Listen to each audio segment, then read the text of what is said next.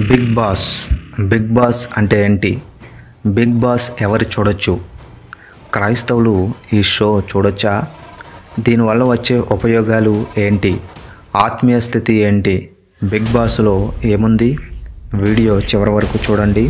Subscribe చేయడం మర్చిపోకండి.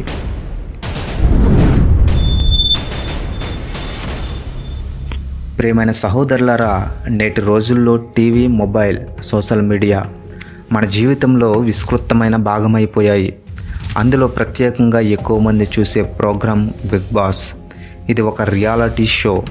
ఇందులో కొంతమంది సెలబ్రిటీలను ఒకే ఇంట్లో ఉంచి వారిని బయట ప్రపంచం నుండి పూర్తిగా దూరంగా ఉంచి వారి మధ్య జరిగే స్నేహాలు, గొడవలు, కుట్రలు, టాస్కులు, ఎమోషనల్ ఘట్టాలను ప్రేక్షకులకు ప్రత్యక్షంగా చూపించడం జరుగుతుంది. మనం చరిత్రను పరిశీలిస్తే ఎలాంటి వినోదం కొత్తది కాదు.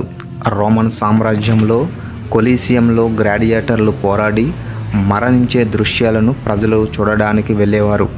క్వీన్ ఎలిజబెత్ కాలంలో కూడా కోర్టు వినోదాల్లో చిన్న చిన్న కుట్రలు, గొడవలు మాస్ ఎంటర్టైన్మెంట్ కోసం ప్రదర్శించేవారు. అలాగే 20వ శతాబ్దంలో టెలివిజన్ ప్రవేశం తర్వాత రియాలిటీ షోల రూపంలో దీన్ని మరింత భిన్నంగా ప్రజలకు చూపించడం ప్రారంభమైంది. ముఖ్యంగా ఈ షోలో ఎక్కువగా చూపించే దృశ్యాలు అసభ్య భాష, కోపం, అసత్యం, ఈర్ష్య, పొరపాట్లు, మానసిక ఒత్తిడులు మన మనస్సులోనికి వెళ్ళి చిన్న చిన్న పిల్లలు, యువత ప్రవర్తనపై ప్రభావం చూపుతాయి. బైబిల్ ప్రకారం మనం మనస్సును కాపాడుకోవాలి. సామెతలు 4:23 మరియు చెడు సంఘములు మంచి స్వభావాన్ని చెడగొడతాయని హెచ్చరింపబడింది. 1 కొరింథీయులకు రాసిన పత్రిక 15:33. యేసుక్రీస్తు మనకు చూపించిన దారిలో జీవించాలంటే నిజమైన, గౌరవనీయమైనవి, న్యాయమైనవి, పవిత్రమైనవి, మంచి పేరు గల వాటిని ఆలోచించాలి. కానీ బిగ్ బాస్లో ఇవి ఎక్కువగా కనబడవు. ప్రజలు ఒకరిపై మరొకరు ఎదురుగానే ఉంటారు. గొడవలే ప్రధాన ఫోకస్. ఎమోషనల్ డ్రామా, ట్రిక్స్, మానసిక ఒత్తిడి, ప్రతిష్టలో తగాదాలు ఇవన్నీ మన ఆధ్యాత్మిక, నైతిక మరియు కుటుంబ జీవితం క్షీణతకు దారితీస్తాయి. వాస్తవానికి కొంతమంది షో చూడటం వలన స్వభావం, కమ్యూనికేషన్ స్కిల్స్, స్ట్రాటజీ పాఠాలు నేర్చుకుంటారేమో, కానీ అధికంగా చూసినప్పుడు మన సమయం వృధా అవుతుంది. దేవునితో సంబంధం తగ్గిపోతుంది. మనస్సు మరియు ఆత్మలో నెగిటివ్ భావాలు పెరుగుతాయి.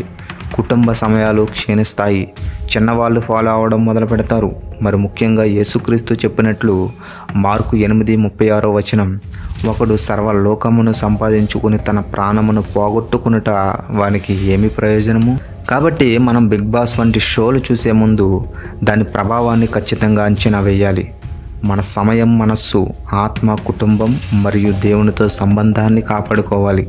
మనం దీన్ని చూసి ఎలాంటి ప్రభావం వచ్చేలా ఉంటుందో, మనం ఆత్మలో శాంతి, పవిత్రత మరియు దేవుని ప్రేమ పెరుగుతుందా లేదా అని అంచనా వేయాలి. క్రైస్తవులుగా మన కర్తవ్యం ఏమిటంటే వృధా వినోదం, గొడవలు, అసభ్య ప్రవర్తనలలో పడ్డామా అని జాగ్రత్తగా పరిశీలించాలి. ప్రార్థన, బైబిల్ అధ్యయనం, పవిత్రమైన స్నేహాలు, కుటుంబ సమయం, సేవా కార్యక్రమాలు ఇవి నిజమైన ఆనందాన్ని, శాంతిని విజయమిచ్చే మార్గాలు. ఇలాగే మనం దేవునిలో నమ్మకంగా ఉండి లోకపు ధోరణుల నుండి దూరంగా ఆయన వాక్యాన్ని మన జీవితంలో పాటిస్తూ ఎంటర్టైన్మెంట్ వల్ల వచ్చే నష్టాలను తగ్గించుకోవచ్చు.